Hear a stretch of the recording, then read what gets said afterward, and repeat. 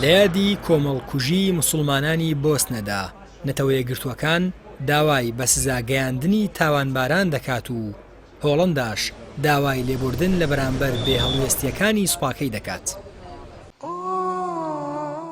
لە 11 تەمموزی ساڵی 1995 هەرچەندە نەتەوە یەکگرتووەکان ناوچەی سربرینیتسای بە ناوچەی ئاسایش دیاری کردهبوو بەڵێنی پاراستنی دابوو، بەڵام هێزە سەربازیە سڕبەکان بە سەرکردایەتی ڕاتکۆ مەلادیتش هێرشیان کردە سەر ناوچەکە و بۆ ماوەی چەند ڕۆژێک ڕەشەکوژی و کۆمەڵکوژیان ئەنجامدا. لە ئەنجامدا 8372 موسڵمانی بۆسنەیی لە دڵی کیشوەری ئەوروپادا بوونە قوربانی کە تەمەنیان لە نێوان 7 بۆ 7 ساڵدا بوو.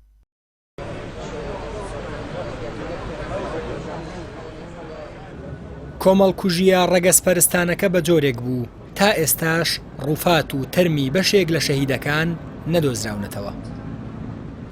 ڕۆژی دووشەممەی ڕابردوو لە 27مین ساڵیادی ڕووداوەکەدا ڕووفاتی 50 قوربانی دیکەی کۆمەڵکوژی سربرینیتسا لە خۆرهەڵاتی بۆسنا نوێژی مردویان بە کۆمەڵ لەسەر کرا و لە مەراسیمێکی جەماوەری و شایستەدا بە خاک سپێردران. ئەو 50 ڕووفاتە لە کۆمەڵکوژیەکدا لە ڕۆژهەڵاتی بۆسنا لە نزیک سنوورەکانی سربیا شەهید کران لە کۆمەڵکوژیەکدا کە لە پاش جەنگی جیهانی دووەمەوە بە گەورەترین تراژیدیای مرۆیی لە ئەوروپا و جیهاندا ناوزەند دەکرێت.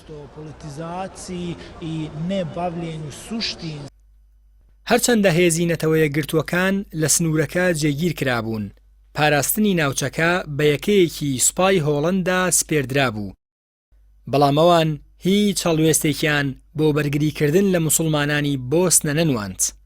چەکەکانیان بێدەنگ و ئۆتۆمبیلە سەربازیەکانیان وەستا و هێزەکانیان نابیست بوون.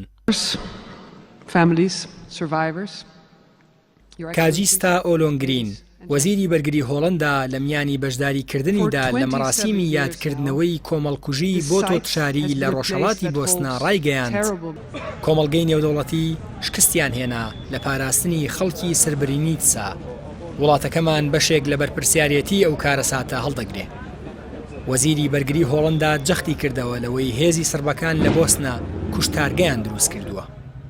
ئۆلۆنگرین ڕاشی گەیان سربرینیتسا کۆمەڵەیەک یادەوەری ترسناک لە خۆی دەگرێ کە 27 ساڵ لەمەوە بەڕوویان داوە. بەهۆی ئەوەی کۆمەڵگەی نێودەوڵەتی بە وڵاتەکەی خۆشیەوە کە هۆڵەندایە نەیانتوانیوە ئاسایش بۆ گەلی بۆسنەی دابین بکەن وەک پێشتر بەڵێنیاندا بوو. هەر بۆیە داوای لێبوردنی قوڵی حکوومەتی هۆڵەندای بە کەسوکاری قوربانیان ڕاگەیاند. هاوکات ڕەجەب تەیب ئەردۆگان سەرۆک کۆماری تورکیا ڕایگەیاند کۆمەڵکوژی سربرینیتسا لاپەڕەیەکی ڕەشە لە مێژووی ئەوروپادا کە تیایدا شکۆ و ڕێزی مرۆڤ سوکایەتی پێکراوە. لەلایەکی دیکەوە نەتەوە یەکگرتووەکان وێڕای هاوخەمی دەربڕین بۆ خێزانی قوربانیانی کوشتارگەکەی بۆسنا بەشداریان لە مەراسیمەکەدا کرد و لە ڕێی وتەوێژەکەیانەوە لە کۆنگرەیەکی ڕۆژنامەوانیدا ڕایان گەیاند کار دەکەین لە پێناو لێپرسینەوەی گشتگیر و دادگاییکردنی تاوانباران بۆ ئەوەی ڕێگری لە دووبارەبوونەوەی تاوانی هاوشێوە بگرین. ماوەی چارەکە سەدەیەکە ئازارەکانی تاوانی کۆمەڵکوژی موسڵمانانی بۆسنە و هەرسک برینێکی قوڵی بەجەستەی ئومەتی ئیسلامیەوە دروست کردووە. لەگەڵ دۆزینەوە و ئاشکرابوونی هەر گۆڕێکی دیکەی بە کۆمەڵی شەهیدەکاندا برینەکە خوێی پێدا دەکرێ و سەر لە نوێ دەمەزەر دەبێتەوە. ئەوەش کە زیاتر کەسوکاری قوربانیانی نیگەران کردووە تا ئێستا بە ئازادی سوڕانەوە و سزانەدانی بەشێکی زۆرە لە تاوانبارانی کۆمەڵکوژیەکە. ئەوانەی لە مێژوودا شارەزان دەزانن لە بۆسنە هەر بۆسنەیەکان نەکوژران بەڵکو مرۆڤایەتی کوژرا.